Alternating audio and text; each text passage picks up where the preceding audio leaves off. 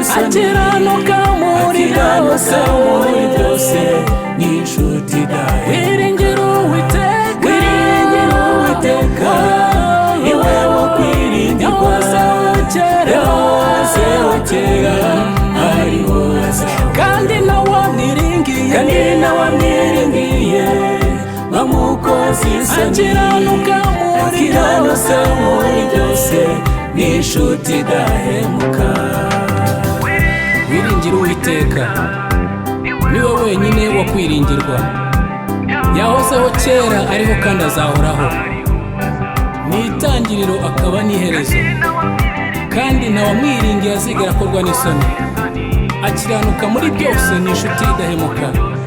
Imana ishimwe cyane amen.